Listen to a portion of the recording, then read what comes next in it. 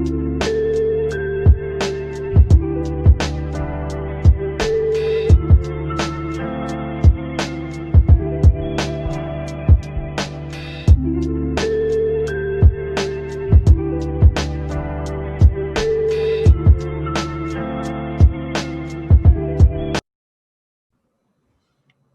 Aaron, do you remember going to Top Golf and like there was a guy that came in, he thought it was a Popeyes, but it wasn't a Popeyes, and Listen, all of a sudden there's like a dance battle, and then after the dance battle, someone yells at their friend that was a they hate crazy Mary. guy. That does not happen. Imagine going to Top Golf and like all of that is happening at one time. I love the scene where she wipes Jen's lip and she's like, I have something to tell you. It's just like, what is it? Literally. Okay, so we're going to actually start by introducing you to two of our new faves right now. Yes. We have Allison and Kate from the Dipp. Hello.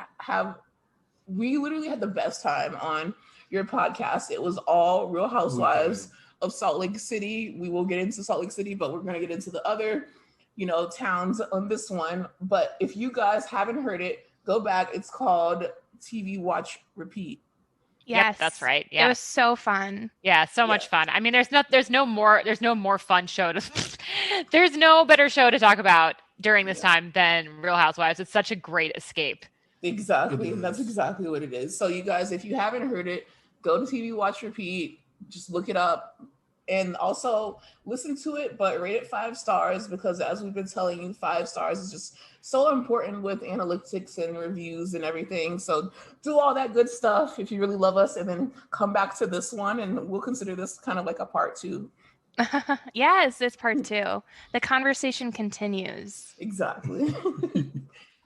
So we want to get into Real Housewives of Atlanta first. This one, I would call it like a filler episode. Yeah. Not a lot went on, but it's okay because so much went on the second episode that it carries me over to like, what is this, like episode 4, where I'm not over Drew Sidora and her husband. Oh my God. Yeah. No. I can't believe that drama that we're getting. And I know one of our reporters actually talked to her and she said that wasn't even, like they were not even, of course, planning to fight on camera, but like that just came out of nowhere. And for that to be her first scene and then for it to continue into this week, it's just, it's very sad to watch. It's very sad, but also very entertaining and also very obvious of why she got a freaking peach. Like, honey, yes, she earned her peach the first episode. Like, right? Aaron and I always say it was after that fight that, she was crying and then a producer was like, listen, it may be shitty, but here's your peach. Like, your full time. Like, you know what I mean? Even just from the commercials, I was like, when they were advertising it, I was like, wow, Drew's going to bring it. And that first episode, she really showed me. Mm-hmm. But for her husband to be gone 3 days, and I'm going to bring that up again. I cannot let it go. We cannot get over this. Okay, 3 days gone, and then watching her while he was gone. Like, what? The hypocrisy. It's just like crazy. Not far off. And then I thought the therapy session. Yeah. I was like, buddy, like, what are you doing? Like, it was so cringe. And I know we're supposed to be honest in therapy sessions, but I'm always surprised that people don't get training, like camera training before they do something like that to kind of figure out what exactly should I say on camera in therapy. Exactly. And like it was so raw. I think this is the first time also that I've seen a therapy scene outside. Like, yes. Yeah. I clocked the same thing. Kind of uncomfortable. Like, the neighbors like kind of like should we be speaking? Like, do I want the birds to know my marital issues? Like, it was ridiculous. The beginning of it was like insane, but once they got towards the end, I felt like it got a slightly better. But they still didn't come up with a resolution. So I'm like, I don't understand the point of this. I will say, I was like, I love a moment in therapy when the therapist brings something back from your childhood and how it's affecting you today. So when that therapist said like, well, like your mom realized, she said, I'm sorry when you left. Right. And so you leave. And I was like, damn, they did it again. Yeah, like connecting Damn therapist. And I actually would, that's why, I don't want to say that's why I wouldn't do couples therapy, but I just feel like, hey, yeah, that's not a great excuse. Like, I think it would piss me it off. probably, the therapy begins with yourself first. Yeah. And then once you resolve those issues, Then you should come together. Then you come together and you do couples therapy, because it might be some things from your past that you might not feel comfortable, talking about in front of your significant especially if other. it's for the first time and if you're realizing it. But it definitely felt raw though. Like, they expanded on it. And, good job to Drew. Yeah. As far as the other people that we saw the episode, it was definitely Kenya. And I just want to say that Kenya is what I call a problematic fave. Like, yeah, I was gonna say the exact same thing. Problematic fave, like capital P though. Exactly. But in this episode, it's like I could not be on her side, like at all, because it's just like, Kenya, like, I know that you have to start shit because that's kind of, what you do. And then you have LaToya with you now, that she's like a little shit starter in training. And Kenya is raising Baby her Kenya. up to be like a junior. But for her to say those things about Portia, and like, if she's questioning if she's genuine, in doing this, it's just like, even if you feel that way, I feel like this is such an important moment that you should say it on camera. So it makes me question her. Like, hey, like, are you actually trying to get a storyline, about this? Because all of her storyline has been the same thing. Like, her and Mark are not together. Right. They ain't gonna be together. He's not treating her well. Right. We don't want them together. we don't want that. She deserves better. Like, even if you hate Kenya, you can agree that she deserves way better. So for her to bring up, oh, maybe Portia is doing this, for like just questioning the intention, then it's like, okay, I understand that Portia did not understand that the Underground Railroad wasn't. And they remind us every season. We get faithfully. They remind us, and Portia has definitely had there's 264 days in a year. She's had her moments. But I think we should definitely talk about the growth and talk about her heritage in general. This is not her first time doing it. This might be her first time doing it to this extreme as an adult. But hey, no housewife, I don't care who you are, wants to go out there and get fucking arrested. Like, right. No, yeah. Pandemic. Like, you have to add. Like, you're risking a lot. Yeah. Like, so I just felt like it wasn't okay for her. Like, even if she felt that way on the inside, like, maybe have an off-camera conversation about that, but to make it like a storyline. And then wonder why she's not invited to the party. I didn't even think about it, because when you first said it, I was like, I kind of skipped through that. I was looking at the positive parts of the episode. But when you brought it up, I was like, okay, this must be a problem. Yeah. And I'm curious what the problem exactly is, because like on the one hand, she tries to blame coronavirus, saying like it's about safety. Like, why would she go out and do this about safety? And then on the other hand, she's saying it's the cameras. Like, she's just doing it for the publicity in the show. So, you get a sense that she's kind of dancing around something else that's actually affecting her or getting her upset about it, but she's not talking about it head on. So I wonder if that will come out later, because I mean, it's such a weird problem to have with somebody, like, especially at a time like this. Exactly. Like, this should be something that is celebrated, and she does deserve the party, and like, great for Portia, and she is getting, attention she deserves, but she's also giving attention to something that deserves even more attention. And so, that should be respected. So I just found that the reaction to be very strange. And I think that there's something deeper happening there. Yeah, it's not a good look. No. And I mean, they've had their issues. So, but then it's kind of like, what bothered me about it was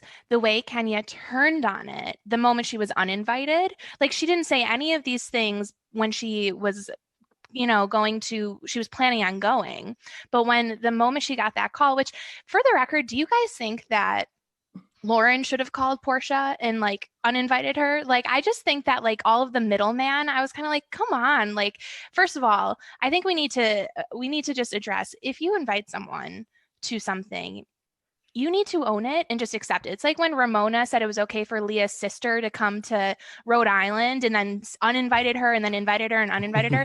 It's like, I kind of think that like at that point, like Portia's sister needed to just be like, you know what, I owned it, or I invited her. I said she could come in as a +1, which was like, a bit of a slap in the face to begin with. But like, I just feel like she should have owned it. Like, you know what, she's coming. It's done. I think Lauren didn't even want to be bothered with that. Yeah. I think Lauren was just like, okay, this is for my sister, and it's strictly for my sister. Planning it, and like they're filming, so she felt the obligation, the pressure. That's a good point. She did it was kind of sprung on her a little bit, to be fair. So what are you gonna say? Like, no? Yeah, she's not used to like. Yeah, that's true. Filming like with the group and everything, so maybe at one point she just felt like, I have to invite her, even though I know her and my sister aren't getting along. But at the same time, it's just like you have to see where Portia and Kenya are. Like, that they're not really talking to each other like that. So she shouldn't have been invited in the first place. And it also makes me wonder, maybe production is like, oh, you don't think Kenya should come? How about you uninvite her? And I'm like, that's a scene right there. A gentle push in the right direction for drama.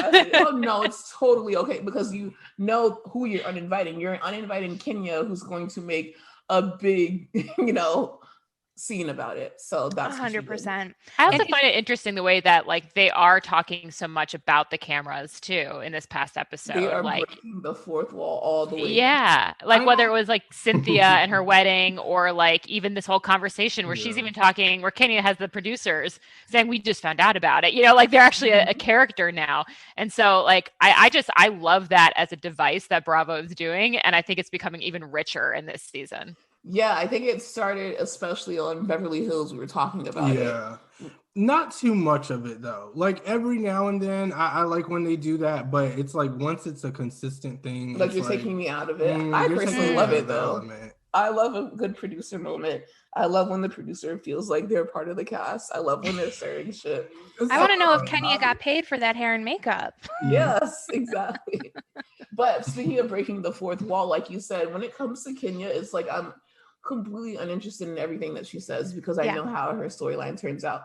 She has the wedding. She has the wedding with 250 fucking people in the middle of a pandemic, and I'm still not about that.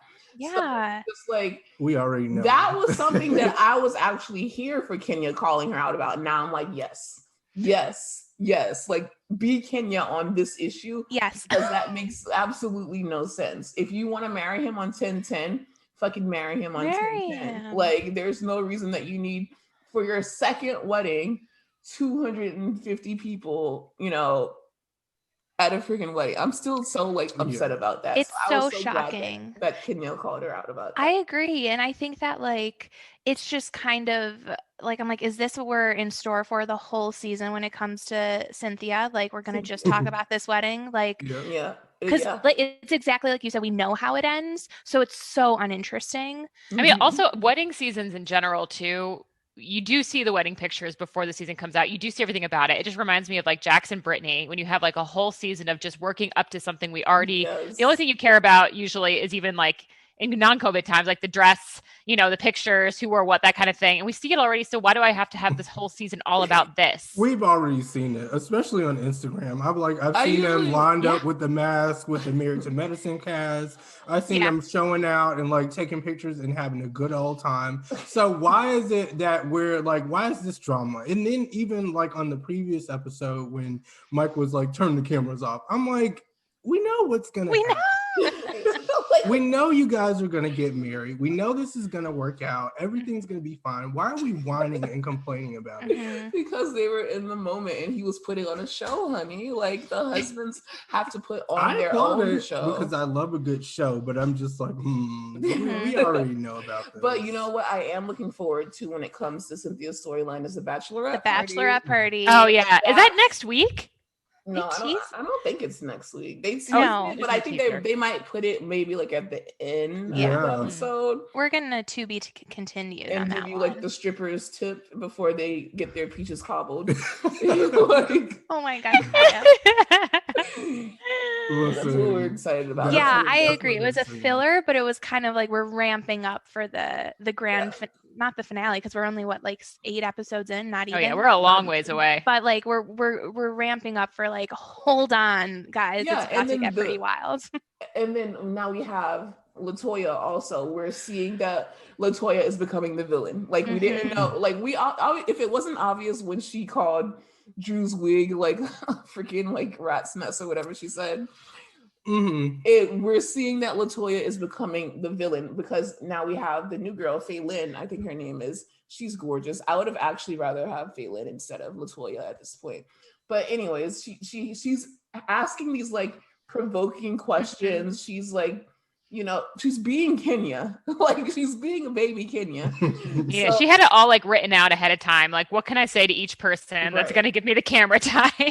Exactly. And I believe Drew actually said that she found what LaToya said about her wig funny because, she was saying on Watch What Happens Live that it was during quarantine. Yeah, she had to do her own hair. She had to do her own hair. And I understood that. I was like, yeah, we don't have a hairdresser to come to our house and just like do our hair for us. So we have to make do with what we have. And that's what she did. Aaron's not a LaToya fan, if you guys not. If you guys can't. I thought also, just to like touch on Drew on Watch What Happens Live, I thought she was so great on it. And like it made me love her so. I mean, again, like we said, I was totally in from moment 1 of Drew on Atlanta, but like I loved seeing her on Watch What Happens Live too, and I'm like really excited for what she's gonna bring. She's so nice, and then on top of that, it's just like this genuine energy that I get from her. She doesn't do too much. She doesn't try to like stand out or just.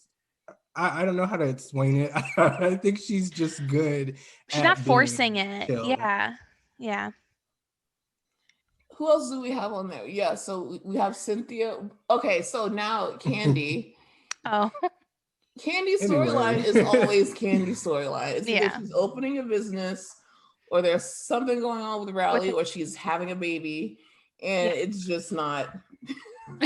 I'm not. The last time I've been interested in the Candy storyline was the whole Portia thing, like the sex dungeon thing. I think she's a very good confessional presence, right? Like I think she moves the story along. Like she's explains to us. Narrator. Yeah, she like we know what's happening because of her, and then we go on to the next scene. That's what she's there for now. And I feel like she should stay in the confessional. Not stay in the confessional. I mean that Riley storyline. I want to know more about child support. I do about with her the father. Yeah. I would like to know more about that, but on the other hand, I also feel like Riley is grown. Riley's out. Like, she's why are we still? The other part of me is like, why are we still talking about this? Even though I'm nosy and I still want. I want him to pay all 18 years. For sure. But then I also want Candy to get into a stronger storyline. Like I want her to have some fabricated shit for once. But I think Candy's also reached the point in her life where she no longer needs this show. I think it's time for her to leave. I'll just say it like that. Oh my God. I do. And it's not bad. I think sometimes that's a strong housewives can grow out of it. Doesn't need it. You don't have the drama in your life, and your life is very simple. But that's how I feel about Cynthia, though. Like, I feel like I've been interested in one Candy storyline, but I've never been interested in a Cynthia storyline other than, the wedding. The wedding, they hid like the wedding certificate. That was fun. That was like her last wedding. And we know nothing's going to go wrong this wedding other than the fact that, she had a fucking wedding in the middle of a pandemic. So I feel like if you're going to make a strong statement, I would like for Cynthia to leave. Unless Cynthia's mom comes in at the end of the season and snatches that marriage certificate. I would live for that. I would live for I don't care if they pull that twice. Like, I could see it again. I would. And then her mom's like, I didn't do it right the first time, so I'm going to do it. You're like, let's run the greatest hits with Cynthia. And it goes a little something like this. Like, but I do like sympathize with them a little in like the sense where like if I'm Candy, I have to come up with a new storyline for myself every year. Like, can you imagine how difficult that is? Like, my life has been the same for a long time. I 100%. You can throw me on fucking Summer House, Vanderpump Rules, Housewives. I could literally sit there and plot my entire. I can plot a 4-season run at least. Like, Because we're gonna plan in advance. It's like the first season, okay, you slap the shit out of me. The second season, and we turn on each other. We're literally going at each other. The third Guys, I'll open a dog rescue if I need to. Yes. And then do a crossover on Animal Planet. Like, come on. And then that's exactly why I also respect Kenya sometimes, because if I'm going to have to pay a man, a tow truck driver, to date me and have this motherfucking storyline, then I'm going to pay me a tow truck driver to have a storyline. I don't care. I'm going to have a storyline, and it's going to be interesting. Yeah, she committed.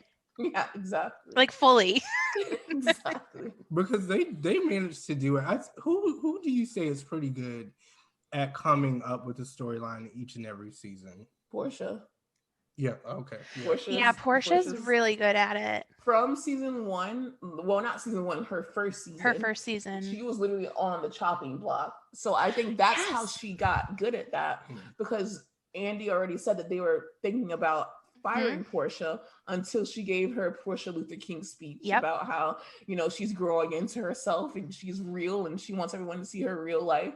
And then that's literally what saved her ass. And like, since then, she's like, okay, my marriage didn't work out, so everyone's going to be living for Portia coming into herself. And that's what we've been seeing ever since she got divorced.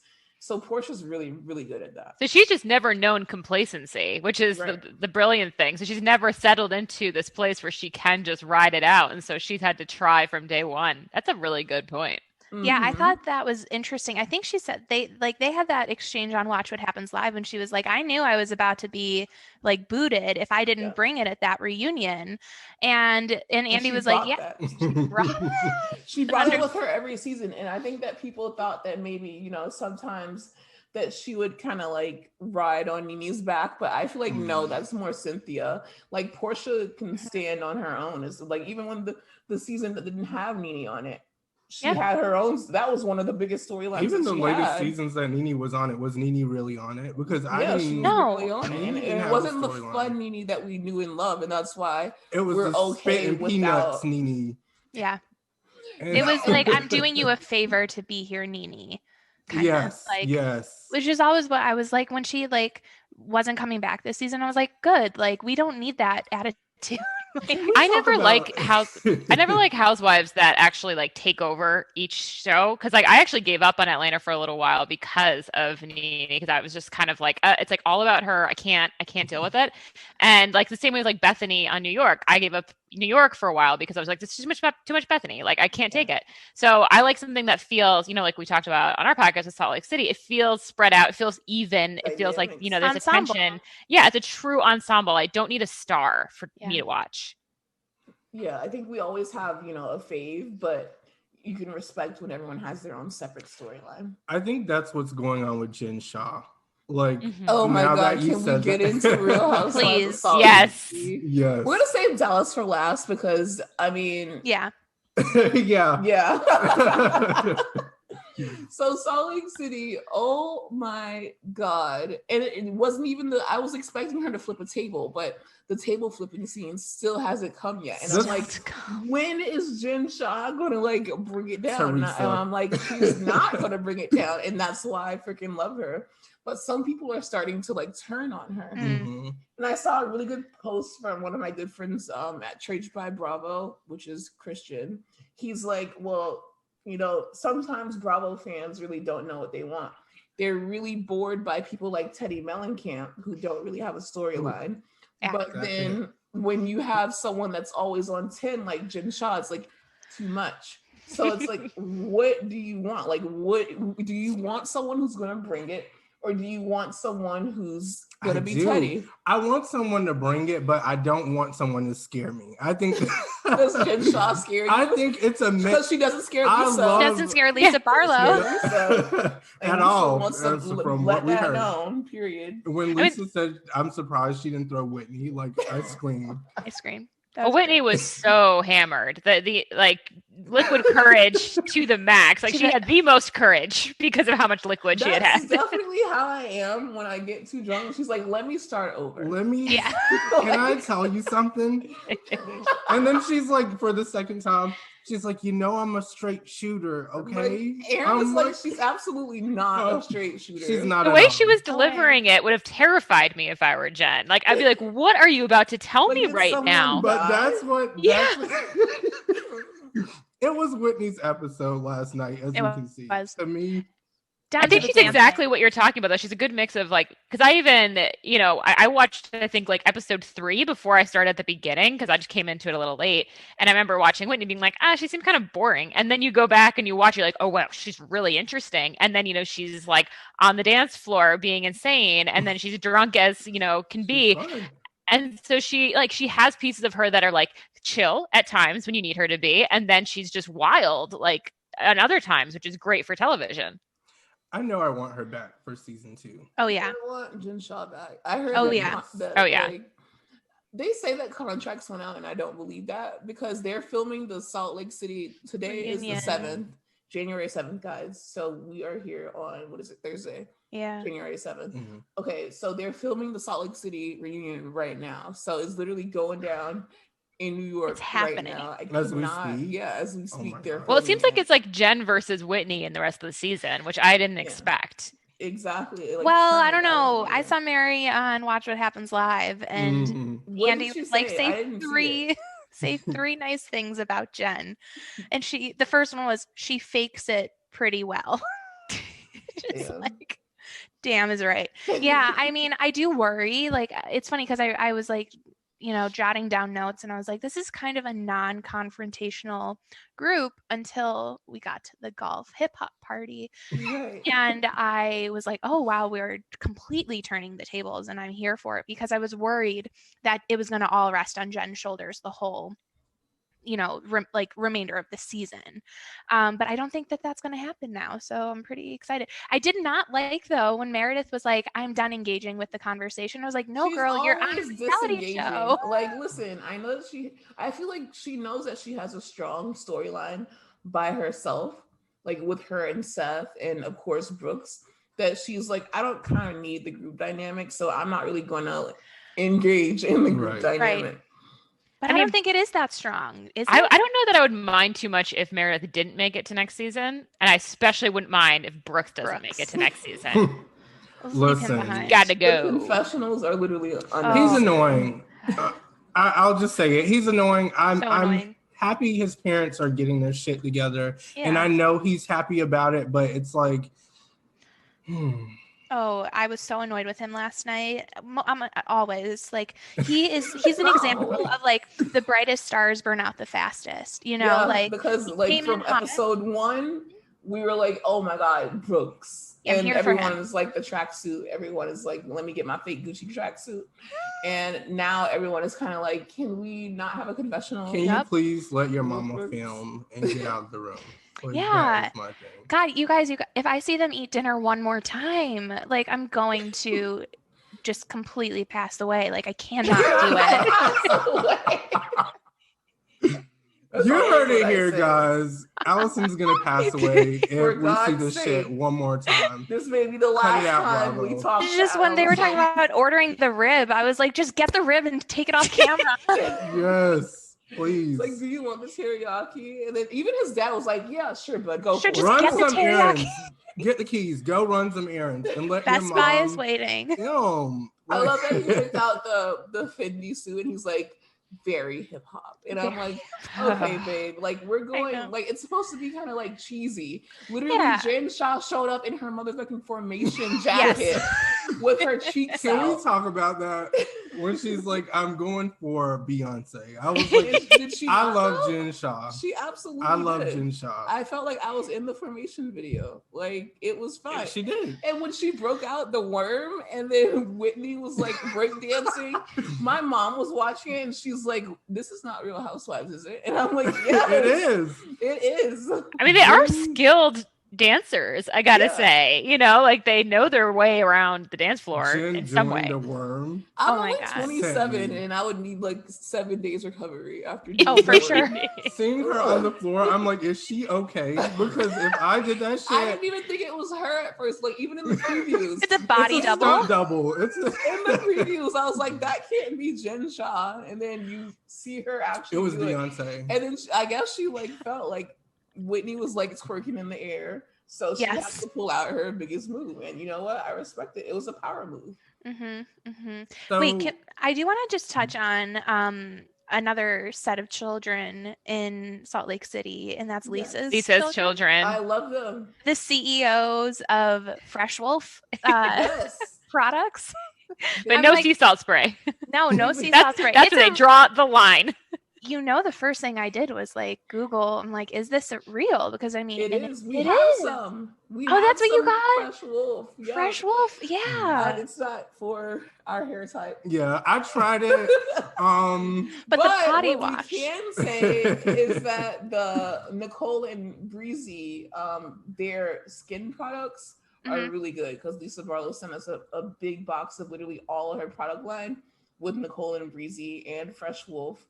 Awesome. And also, I think that, you know, every time someone buys something from Fresh Wolf, they give a donation to, I think, foster kids. So definitely please check that out. But it's not for our hair type. Yeah, I put it on one of my one strand of my hair, and I was just like, okay. Thank you for the thought. Yeah, I love this. I love this for her. Yeah, I mean, I give her a lot of credit because let's just like do a quick walk down memory lane of like how long it takes some of these. I'm still waiting for like the She by Sheree fashion line, and we've got this Fresh Wolf is out and on sale on a website already. Well, you know? Allison, you missed it. You missed the She by Sheree fashion line. She did it for like a day. Yes. And then they were all sold out.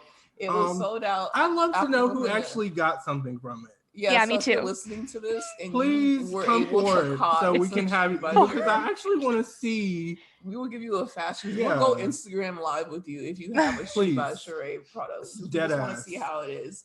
And the last thing that I want to talk about with Salt Lake City is like, we don't really do recaps, you know, we just give our opinions. This is like, as you can see. But it's Jen and Sharice's relationship. It's making me kind of nervous because I thought that they were strong and solid because you see on the series premiere that they're talking with each other.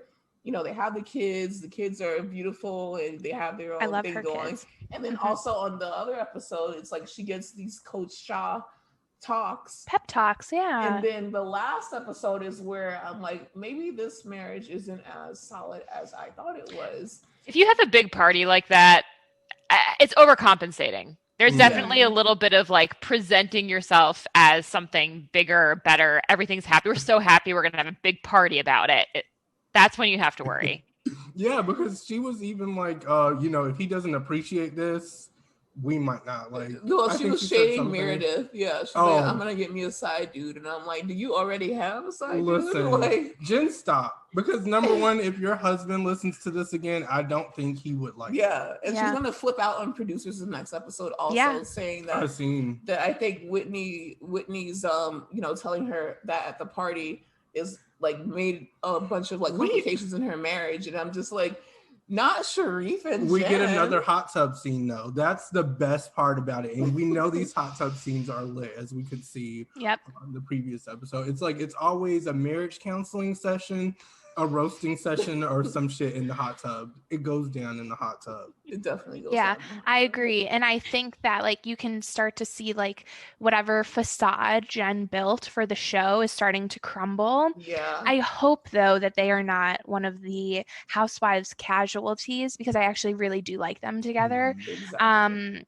And I it seems like they've raised like really great sons too. I loved her son in the car that was like, Mom, you've got to breathe, you've got to calm down. Like, you know, how to handle her, just like he's no Brooks. He's much better. He's not a Brooks who's like fueling that fame, being like, she's not allowed in my house.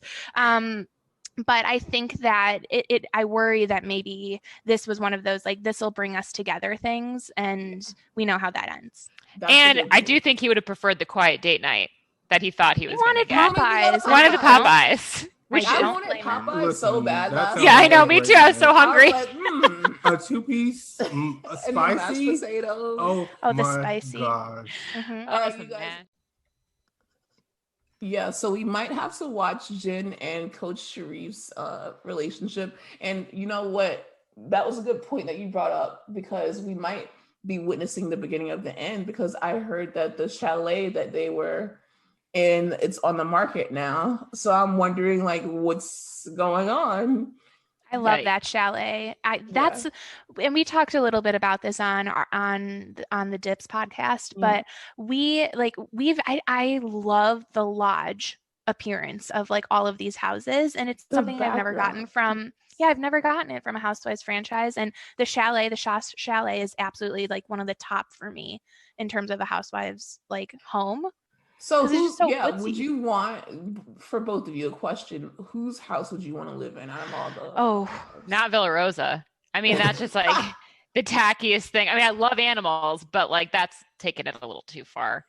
That's a good question. Which house? I would live in Mary Cosby's closet that we saw. That gives Yeah, me that's so true. much like anxiety. It Like does. So the- much anxiety. reminds me of me, like my poor, like all my laundry is on one side, and then my clean clothes are on the other side, and then my bed has my purse on it. Mhm. And like it was just too relatable. Like I didn't want to see it. I'm like, I could just go in my room. Yeah, exactly. It's funny, like they all thinking about the house. They all have weird. Some of them, like I think about like Erica. Well, Erica is a whole thing, but her like chapel that she had in her house, which was wild. It just seems like everybody has like something that's Something just that stands out. about yeah. That like But- if you were to go on like a Zoom listing, you'd be like, well, that's a choice. them. Who would you say has the worst house though? I think Villa Rosa is pretty terrible. Wow, really? I mean, it's so I was actually Yeah. gonna pick that as the house that I would want to I don't know why you're Really? attacking Villa Rosa. I think it's a little on the nose. That's all. It's don't know, too much. It's what you expect from Lisa Vanderpump. Yeah, exactly. Like it is exactly what it's like if you moved Vanderpump Vegas into like a big classy home and like that's what you got. And it seems a little much to me. You know, I thought Dorit's house, the one that they were in originally, was really bad. I mean, from the outside it was stunning, and then Mhm. on the inside it was awful. And that, I mean, we all know why, because they were not able to like probably pay for it. But then they downgraded into what I actually thought ended up being a very beautiful 7-bedroom house. They had to step it down a bit. I don't know, is like Boy George still living with them? That I don't know. But I mean, they must be shaking in their boots right now. oh, for sure. Like after Erica's stuff, like Dorit and PK must be like just waiting. Are we next? So, yeah, and I hope not. I think, because- but to answer your I love them. original question, I really do think I think the Shaw Chalet, I might have to like look into like I can put like $100 down payment down, but like I like honestly, is that on Airbnb? Like what can I do to get like in to if now that know. it's available and be in that hot tub where it's like where the room where it happens kind of thing, you know? I love to sit down and do my own recaps of that moment in the hot tub. We actually have like the backgrounds of the Salt Lake City because we were invited to like the premiere, the Zoom premiere or whatever, Uh-huh. where we met some of the housewives, and we have some of the backgrounds. I wish that I could literally. I'm gonna find the one of the hot tub. I don't think that they sent us that one. They sent us. We're like, gonna use the our living own. We're room. gonna Yeah, you find just that one and screenshot use that. Yeah, and use our screenshot it, own. edit it, put it on Zoom, and then They- like try to Zoom call Jen and be like, "What's up? I'm in the other room." They would probably ask us to send that to them. Yeah, for sure. That's great. So I can't wait to see what else happens on Salt Lake City. Obviously, the reunion is filming now, so there's going to be a bunch of rumors circulating.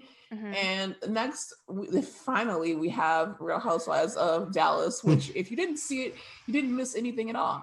But At all. Well, I that's wa- good because I didn't see it.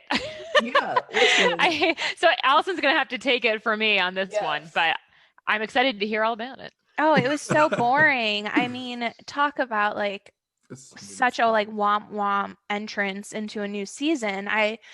What was the most exciting thing that happened? Cameron had a garage Cameron. sale. Like, is that it? Yeah. And she got fancy back. I wouldn't say it was the most exciting thing, but I definitely think the thing that stood out the most is that her husband killed her dog. And it took her 6 months to like get a new like, dog. I'll never get over it, she said. Her husband, wait, how did he kill her dog? He didn't give him the medicine. To give the dog the medicine. The dog died. They had an autopsy for the dog. They still don't know how the dog died, but she still blamed, her little 5'2" husband. And she got another dog finally. Thank God she was able to heal. But other than that, it was just very weird that she also had a garage sale in the middle of pandemic. It was like, I understand that everyone got tested, but it was everyone like hired that was at the garage sale. I know. I wondered that too. And then also how none of the housewives were wearing masks during it. Like, it was kind of mind-blowing. Dr. Moon don't play though. She was the only one, but then like everyone else was just like hugging and like might as well have just like spit in each other's mouths. I was like, what are you guys doing? Like, because everyone in the line to get in had a mask on, so it was such a stark like difference. Like, Carrie actually took off her mask. And Cameron, I didn't see a mask in sight when it came to Cameron, so I was like, okay. Deandra drove out with Dr. Moon. I think that both of them had masks on. I think that Tiffany definitely kept her mask on because she's an anesthesiologist and she, knows all about it. But it's weird because Steph said in her confessional, she's like, everyone got tested, so Twitter don't come for us. And it's like, oh, how ironic, because Deandra had such a bad case of corona that she was in ICU. So how about you like not tell us not to come? I know. And then they had like this, I mean, I'm almost wondering, like, is the whole season going to be them just going to each other's houses, having like themed parties? They're big enough to do that. And I feel like, with any other franchise, I'd be down for that. But because Dallas isn't the most exciting franchise anyway, that I'm not really interested in it. What did you guys think of Tiffany? I think she's great. Yeah, I love her. I love that she's going to get Brandy together. And that's what I really wanted to talk about. I'm waiting for that. Because it's like Brandy, okay, we're addressing things. Yeah. Brandy addressed when she made the quote unquote squinty eyes on Instagram. And she, left a few things out about how she was pretty much doubling down that she had already apologized for it and that she was just joking, but then she finally like did a sincere apology. Then she went to rehab for racism. Now she's out of rehab for racism and she's crying about it. And we have Deandra telling Dr. Moon that she doesn't think that Brandy, did it on purpose and it was just out of pure ignorance. And I think that Deandra just genuinely needed to shut the fuck up. Yeah. Because it's not her place. And when it came to them talking about it in the group setting, she apologized. She did the crocodile tears once again. And that's when Dr. Moon was like, this is not how this is going to go down. Like, she's like, this is not enough. And it ended on that note. And we're going to see how Dr. Moon addresses it. And I'm excited for that because I just feel like it's not Deandra's place to say, because she's not the community that she literally offended. Yeah. And she had a little bit too much to say about it. And then I understand Steph, that's your best friend. And, she wants to be better and it was ignorance. But also, it's not her place to say that because it's the community that she offended. And the one last person that I need to drag about this is also, what's the new one? Carrie, she's, the woman of color on the cast. Leanne got fired because she was blatantly racist to her. Yep. She deserved to get fired, absolutely. And kind of Brandy also deserved to get fired, but whatever. She was asked, what's the difference between what Leanne did to you and what Brandy did to the Asian community? And she decided, I understand that she's a woman of color and she can speak on certain things, and they expect her to speak on certain things because they come to the people of color to comment on everything when it's like, read a fucking book. Anyways, so she's like, well, the difference is Leanne said it to me out of hate and Brandy just said it out of ignorance. And I think that it would have been sufficient for her to say that had Brandy not did what she did when she was acting a fool on social media last year when it actually like resurfaced. It's like she didn't instantly apologize. Right. She was just like, this is old. And she's just blaming Leanne's friend for digging it up. So it's just like, Carrie, you also can't speak on it because you're not the community that she offended. The only person who should speak on it, the only people who should speak on it is the Asian community, and if they want to, accept the apology or not. Yeah, I agree with all of that. I feel like I was also wondering, like, would Brandy be so upset if like Tiffany weren't there either? It felt very turned on, and it was kind of uncomfortable. And I thought that I'm looking forward to seeing Tiffany continue that conversation with Brandy, because I think Brandy needs to hear it. Right. I think that Brandy has gotten away with a lot of stuff on this show, and I'm very, very glad that Tiffany is making her very uncomfortable by telling her truth and her own experiences, because to me, I thought like it felt a little turned on. Like I said, it felt like Brandy was really kind of cranking up the tears, and like you said, like it didn't feel authentic to me. Especially when Tiffany was explaining about how when she came over here like as an immigrant, and people would make fun of her appearance, it's like Brandy would just cry even harder, and I'm like, right. Oh, why are you crying? But who was she feeling bad for? Was she feeling bad for herself in that situation? And that's what I honestly kind of think was the case. Yeah. She was feeling bad for herself, that she was being criticized for this. She was and put that on the spot. But she wasn't actually, I don't think she was like actually like synthesizing what Tiffany had gone through. So I'm looking forward to that conversation continuing, because I think that it's something brand. Also, what do you guys think of the new addition? I think her name was Sarah. Oh, Jen. Jen Oh Davis. God. Yeah, it's the only reason I know her is because like I heard that she got added to the cast as like I think a friend, and there's rumors that she was divorcing her husband. So I'm like, oh, let's see if this gets messy, and follow her. And I don't remember her. She came in real hot for me, like with the crop top at the garage sale. Like I've known Court since we were 15, so I've known Cameron for even longer. And I'm like, who? And then in like the pantry, like her and Brandy just like looking at each other's vaginas. I was like, what is happening? Yeah. Kate, you missed a lot. I mean, like you said, it was boring. It sounds like there's a lot here. I mean, it was boring because like it was because of talking about Allison and Kay talking about it is a lot more interesting than how making it a lot more interesting than what. Trust me. Also, do you guys think Cameron donated that $24,000 to a good cause that she got from that garage sale? I don't want to speak on it because Cameron, I would say out of all of them, is my favorite. Well, I don't have a favorite. Really. Yeah, Cameron. I'd say Cameron and Dr. Moon. The most entertaining. Yeah. I don't have a favorite. I mean, I guess if I had to choose, it would be Dr. Moon. And before all the bullshit, it would have been Brandy, because I like how like she didn't come from a rich background. Right.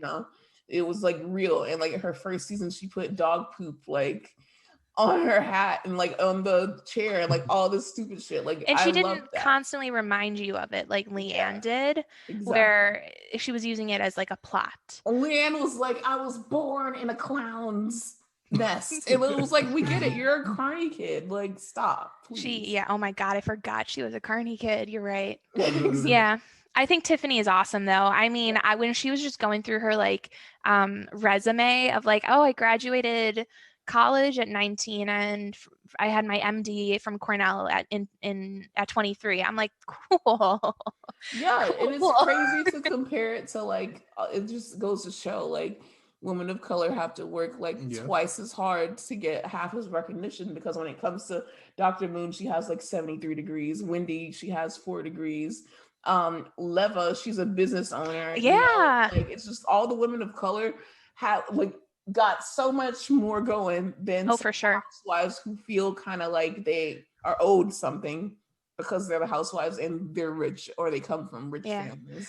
And we have the fortune of like a medical professional saying on Bravo to an audience of millions, right, that the coronavirus is real. Exactly. Like that's powerful. Like, and that means a lot. I'm very excited about Tiffany. Exactly. And then we'll just put a wrap on Dallas. I mean, a bow. Yeah, we'll just hide in a little Wrap it boat. up. If anything happens, then we'll update you guys. But I don't expect to talk about it every week. I don't want to talk about Dallas ever again. Wait, I'll be honest. I can't say that we're not going to talk about it ever I'm not again. saying that we're not going to do that. We're not going to update you on every episode. That's all. I'm just saying, you know, I'm just saying. That's fair, I think. Love Bravo though. Caveat. Like, just in case y'all listening, you know. Don't pay Aaron no mind. You know, I'll talk about it next time. Would I like to talk about it? Maybe not. But... Aaron's starting next week episode being like, so Dallas. So Right. Dallas. Guys, Dallas, remember when we talked about that the first time? We want to get into you two. Like, you guys have some freaking impressive ass resumes. Kate, you were on the 30 under 30. She's much cooler than I am. Like, what it's worth. Okay, that's definitely not cooler than Allison. That's for sure. But we can pretend, sure. Can you please tell us about like your background? Like, where'd you start? How'd you end up where you are? And yeah. You do the same after, you know, Kate. Totally. I mean, so I've been an entertainment fan my whole life. I was born into it. And that makes it sound like I was born in Hollywood to like Judy Garland, but my mom was just a big fan of entertainment too. So I watched it constantly growing up. And so when I graduated school for journalism, I started working at Entertainment Weekly and, you know, rose the ranks there, then did a brief stint at a publication called Hollywood.com, and then went to Bustle, where I was most recently before starting my own company. Started that from scratch with the CEO there and my co-founder of the Dipp, currently Lindsay Mannering. And we grew it to where it is today, and then decided we missed building things. And so my co-founder and I left Bustle and decided to start, you know, the Dipp, which is a personalized subscription site for TV fans at the outset. You know, and the reason that we did a subscription site, it's because, you know, anyone familiar with the entertainment industry, I mean, the you know, media industry knows that, you know, advertising is kind of a tricky business these days, but more so than anything else, advertising also makes it so that, you know, you need to grow scale as quickly as possible. You need to get, you know, millions and millions and millions and millions of people using your site. And what that ends up doing is that people are producing a lot of, you know, quantity, but not necessarily quality. And so we, you know, thought a subscription product would really allow us to be able to create content that is meaty, that is really serving the fan and isn't just trying to get all of the clicks. So, so we founded the Dipp and it launched in October. And, you know, we cover a myriad of things. We cover, you know, Outlander, Bravo, Bachelor, Riverdale, This Is Us, Allison, is there anything else I'm missing on Mass? Anything on Netflix, like Bridgerton, we did the whole thing. Everything that everyone's talking about right That's now. what we're trying to do. Yeah. And of course, like, you know, we're still a small company. We're seed. So seed stage, which means that we are, you know, only 4 full-time people. We're very small. And so we are going to be expanding our offerings, of course, as we grow, but we're really excited about what we've built. And it's a really beautiful site. And it's very easy to use. And we've got a great team. And that includes Allison. And Allison can chat a little bit about herself too. Allison, tell us about you.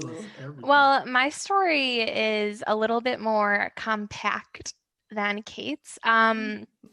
Also, what Kate didn't mention is like she was on Forbes' 30 under 30. I tried to bring and that like, up. And yeah, she's being modest. And I would just like to say, yeah.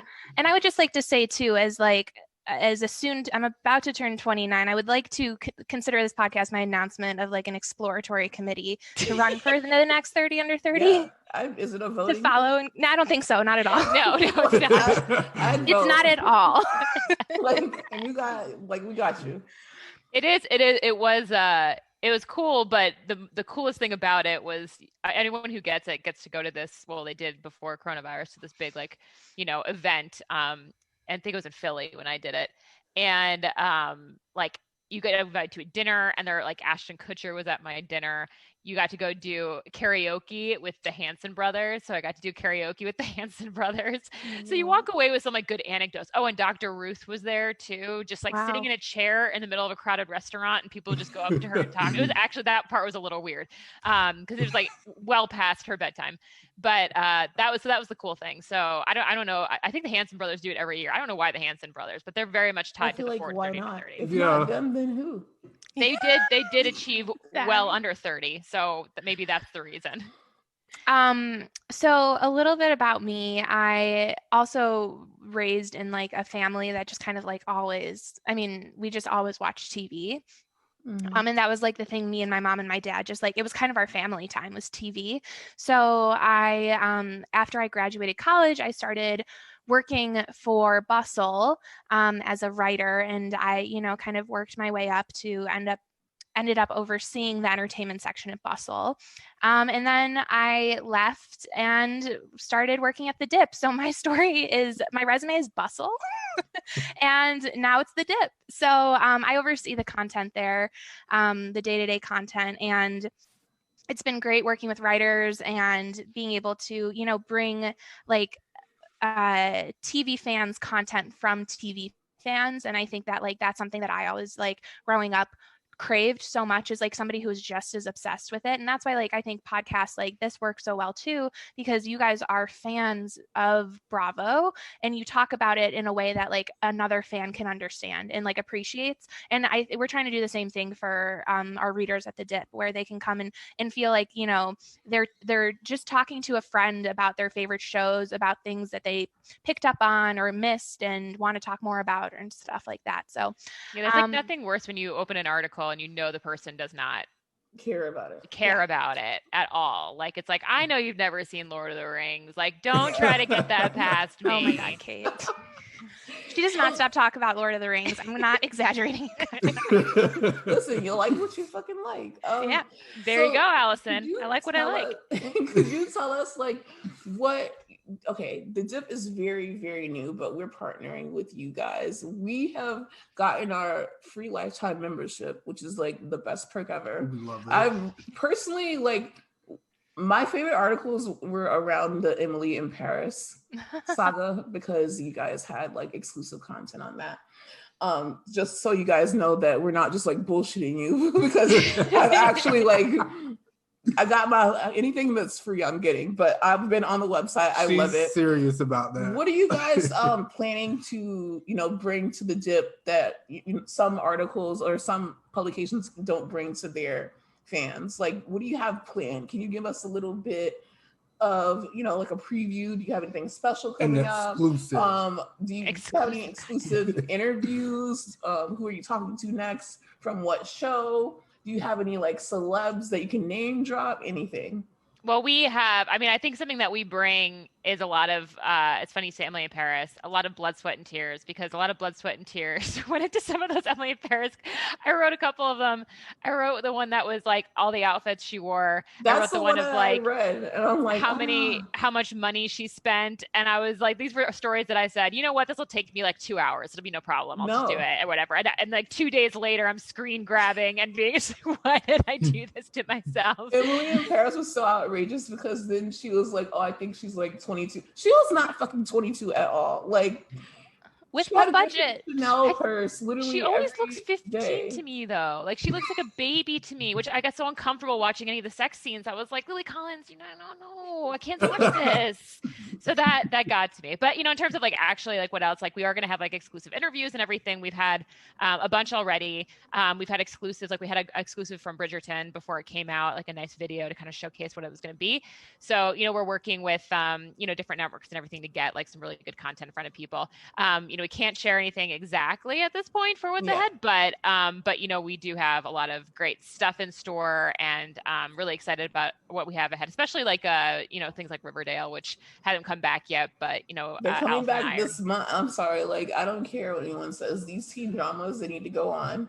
And it always gives me hope because I'm watching all of these shows. It doesn't matter if it's Riverdale, it's Sabrina, it's freaking all of these Vampire Diaries. I'm like, wait, Me and Zach and Cody are like a year apart. They're a year older than me. I know. They're playing high schoolers, so it's not too late. I could play a high schooler. Yeah, and I'm like, listen, I'm in the wrong career. Maybe I need to be on camera.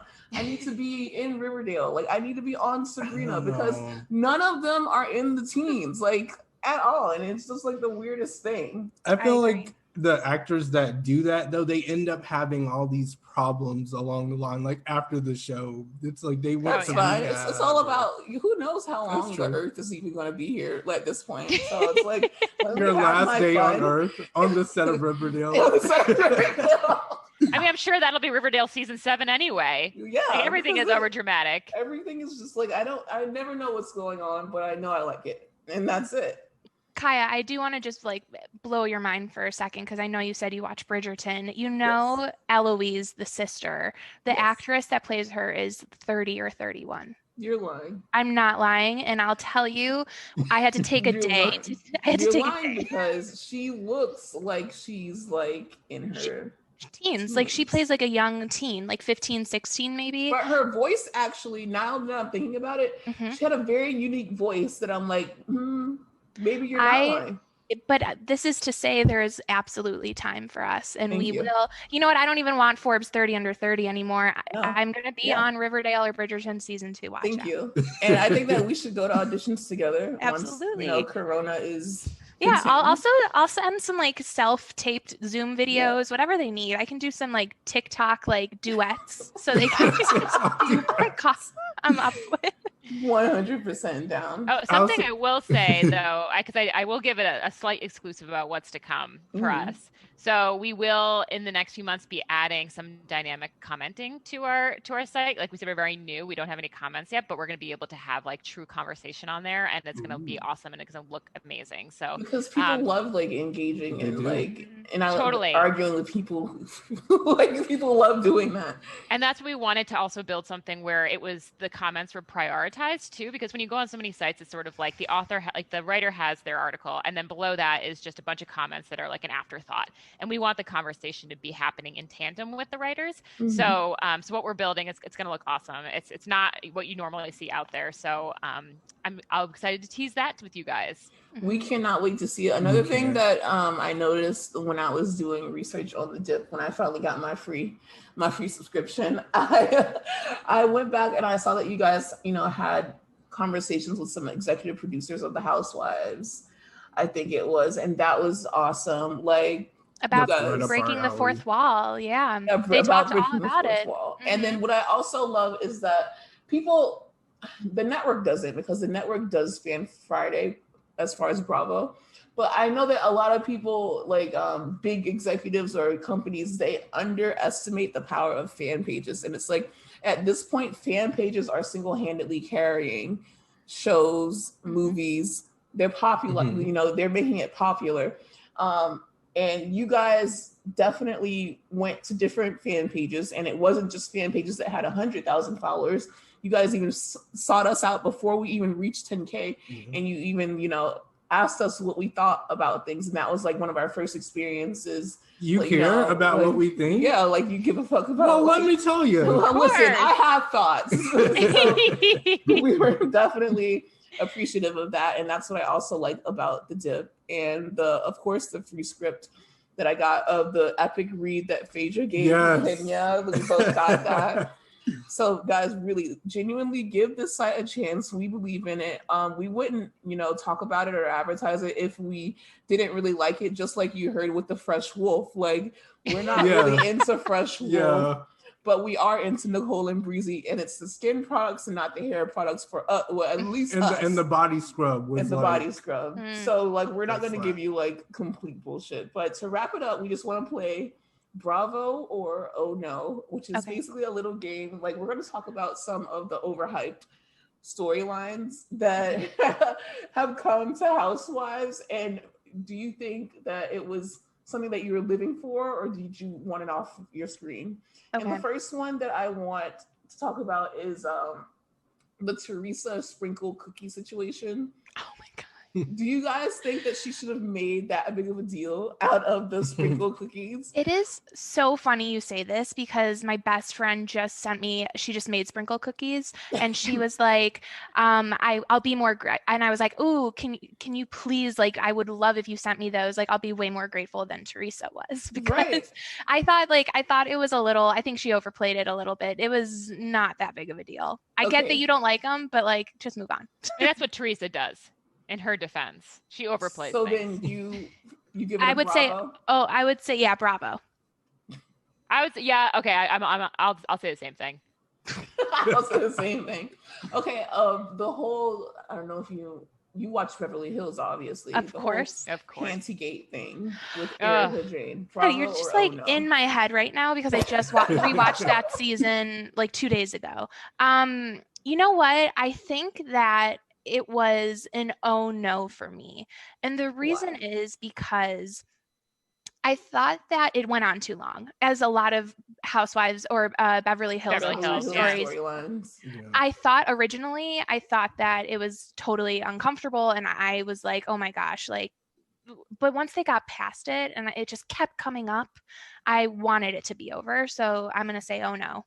I'm a big Dorit defender in every way. Like, I will always defend Dorit for the most part. Yeah. And so anytime I can be on one team or the other, I'm always going to be Team Dorit. And I think especially like, with what we've seen happen since with the other part of that argument, we can easily side with somebody. So I would say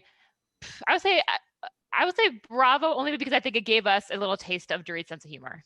Yeah, and now Dorit is like a fan favorite, which I never thought that I'd see. And it's like some people early on saw her as a fan favorite, and we were like, no, she's kind of annoying. I stand for her. The window selfies. I love her. I love her and PK too, which is so weird. Like they're just like such lovable grifters, and also, I just want them always there. Dorit put a message out in support of Hilaria Baldwin's accent. Oh, thank God. I do just want to address that the OG of a mysterious accent has spoken. I'm just so glad that she spoke on it because I was waiting for it. It was bated breath. Thank you, Dorit, for giving your comment. Thank you for sending Hillary support in this trying time. Yeah. Okay, consider the source. Bravo or oh no? You smell like hospital. Oh my God! I knew that was coming. You smell like bravo. Hospital. Yeah, that's a bravo. I mean, it's one of those things that like ridiculous. It's like and it's gonna be on merch forever. So like Bravo is thankful for that line too. It's just as good as like Dorinda's like, I made it nice. Like that's gonna be on aprons, on wine glasses. You smell like hospital. Also, Mary said something about it on Watch What Happens Live and said she was like, I didn't say she smelled like hospital. I said the room smelled like hospital when she walked in. So what are you saying? And it just makes me so stressed out to be a Mary stan because it's just like, oh my God, I'm supposed to hate her. But Jen is going to flip the fuck out I can't hate again. Her. And that's what I'm trying to avoid. So I wish they would stop. Aaron is scared of Jen. Bringing up this hospital thing because I'll admit it. I'm like, listen, you're out of 10 right now.